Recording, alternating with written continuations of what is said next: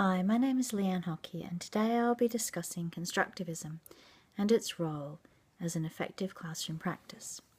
To fully determine this effectiveness, I'd first like to clarify what is learning. According to Schul and Omrod, learning involves the acquisition of new skills, knowledge or understanding via experience that has an impact on thinking and behaviour. Schul goes on to say that learning may be harder to explain than first thought. Learning can mean different things depending on your perspective, and this subjective nature can impact its usage by theorists. When evaluating learning or how theories define learning, it may be best to avoid comparison and focus more on how they complement each other. For example, Smith outlines the role of the educator in one theory as arranges environment to elicit desired response, whereas in another theory, the role of the educator is described as works to establish communities of practice in which conversation and participation can occur. Clearly, comparison can be influenced by perspective and to what level a theory is broken down. Danforth agrees that theories have a more complementary nature. He defines constructivism as a broad set of interrelated theories that proposes that knowledge is at least as much a human construction as a discovery.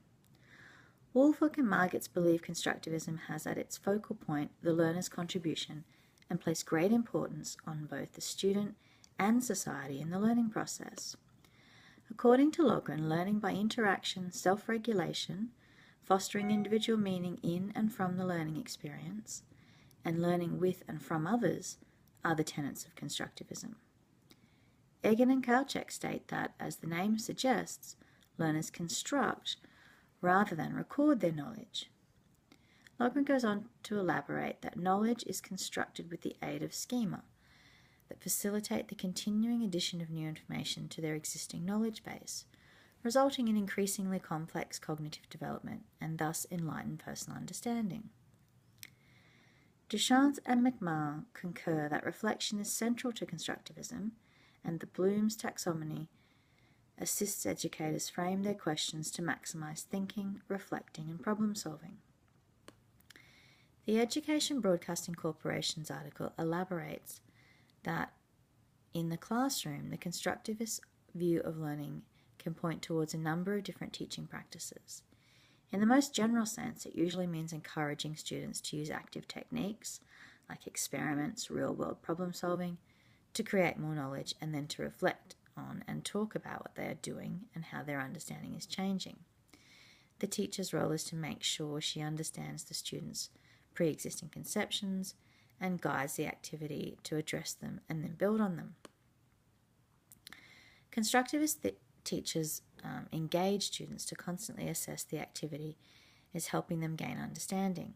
By questioning themselves and their strategies, students in the constructivist classroom ideally become expert learners. This gives them ever-broadening tools to keep learning. With a well-planned classroom environment, the students essentially learn how to learn. It's kind of maybe like a spiral where they continuously reflect on their experiences. Students find their ideas gaining in complexity and power, and they develop increasingly strong abilities to integrate new information. One of the teacher's main roles becomes to encourage this learning and reflection process. Contrary to criticisms by some educators, constructivism does not dismiss the active role of the teacher or the value of expert knowledge. It simply modifies that role so that teachers help students to construct the knowledge rather than to reproduce a series of facts. The constructivist teacher provides tools such as problem-solving and inquiry-based learning activities with which students formulate and test their ideas, draw conclusions and inferences, and pool and convey their knowledge in a collaborative learning environment. Constructivism transforms the student from a passive recipient of information to an active participant in the learning process.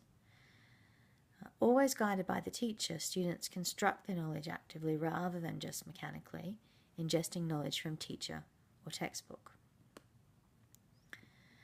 Constructivism is also often misconstrued as a learning theory that compels students to reinvent the wheel. In fact, Constructivism taps into and triggers the students' innate curiosity about the world and how things work. Students do not reinvent the wheel, but rather attempt to understand how it turns and how it functions. They become engaged by applying their existing knowledge and real-world experience, learning to hypothesize, testing their theories, and ultimately drawing conclusions from their findings.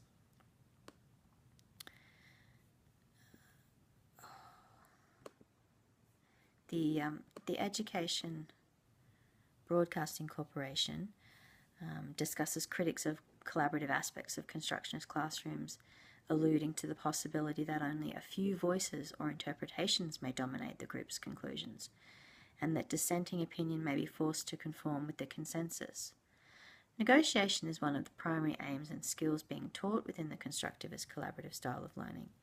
The level of success of these skills, which are essential in the real world, should not be seen as a limitation but as a strength of this model. In the constructivist classroom, the focus has shifted from the teacher to the students. The classroom is no longer a place where the teacher, or expert, pours knowledge into passive students. They're not this empty vessel that needs to be filled. In the constructivist model, the students are urged to be actively involved in their own process of learning. The teacher functions more as a facilitator who coaches, mediates, prompts, and helps students develop and assess their understanding and thereby their learning. One of the teacher's biggest jobs becomes asking good questions. In the constructivist classroom, both teacher and students think of knowledge not as inert factoids to be memorized, but as a dynamic, ever-changing view of the world we live in, and the ability to successfully stretch and explore that view.